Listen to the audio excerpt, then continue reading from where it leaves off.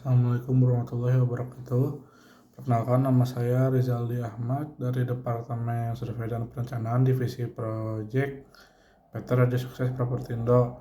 Pada kesempatan kali ini, untuk video pembelajaran kali ini, saya akan memberikan penjelasan tentang memaparkan materi tentang pengambilan keputusan, faktor-faktor yang membuat menjadi pertimbangan dalam pengambilan suatu keputusan, mulai dari keputusan pribadi hingga bisnis.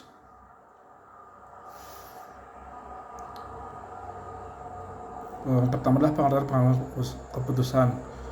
Pengambilan keputusan adalah proses mental di mana individu atau kelompok memilih satu opsi dari beberapa alternatif berdasarkan pertimbangan berbagai faktor. Keputusan ini dapat berkisar dari yang sederhana hingga kompleks, dan mereka memiliki dampak yang signifikan pada kehidupan kita. Kemudian ada langkah-langkah dalam pengambilan keputusan. Ada beberapa langkah yang umumnya terlibat dalam pengambilan keputusan. Yang pertama, identifikasi masalah. Langkah pertama adalah mengidentifikasi masalah atau situasi yang memerlukan keputusan. Ini melibatkan pemahaman yang mendalam tentang situasi atau masalah yang dihadapi. Kedua, mengumpulkan informasi.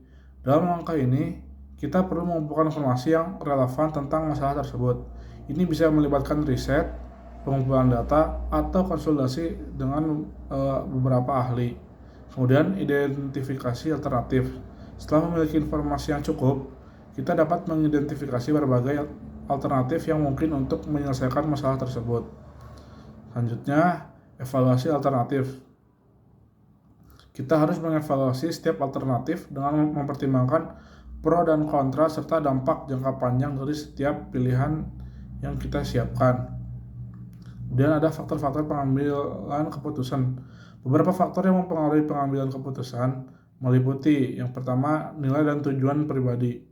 Nilai-nilai dan tujuan pribadi berperan penting dalam menentukan keputusan seseorang. Keputusan yang diambil biasanya mencerminkan apa yang dianggap penting oleh individu tersebut. Kemudian, informasi dan pengetahuan.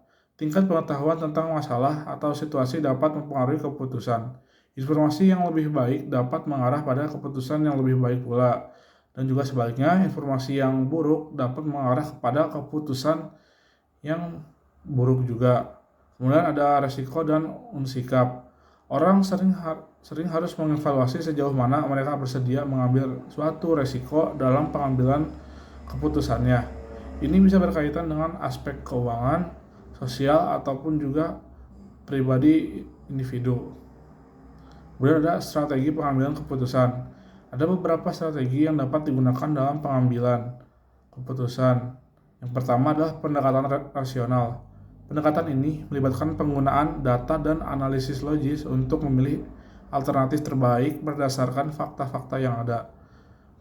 Selanjutnya, intuisi.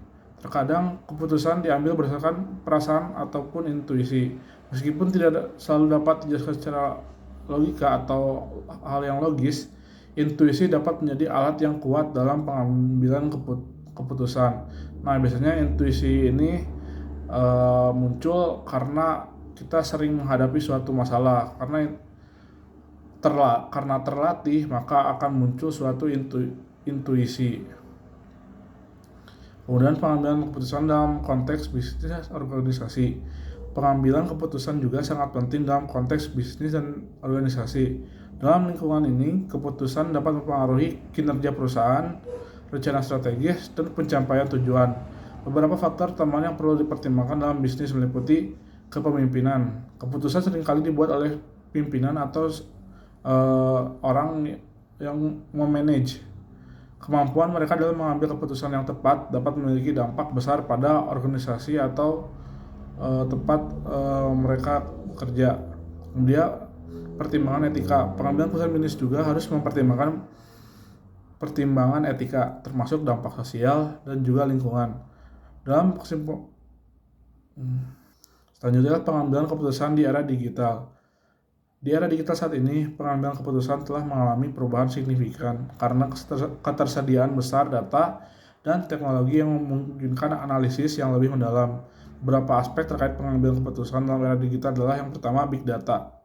Organisasi sekarang memiliki akses ke jumlah data yang besar. Penggunaan analisis big data memungkinkan pengambilan keputusan berdasarkan wawasan yang lebih mendalam dari data-data yang sudah ada. Kemudian kecerdasan buatan atau AI. Teknologi AI dapat digunakan untuk memproses data secara otomatis, mengidentifikasi pola, dan memberikan rekomendasi berdasarkan data historis. Kemudian adalah kecepatan pengambilan keputusan. Dalam era digital, keputusan seringkali perlu diambil dengan cepat. Teknologi memungkinkan pengambilan keputusan real time, terutama dalam bisnis dan keuangan. Kemudian kendala dalam pengambilan keputusan. Terdapat beberapa kendala yang dapat mempengaruhi pengambilan keputusan yang efektif. Yang pertama, bias kognitif. Manusia cenderung memiliki bias kognitif seperti bias konfirmasi atau bias keberlanjutan yang dapat mempengaruhi objektivitas dalam pengambilan keputusan. Terlalu banyak pilihan.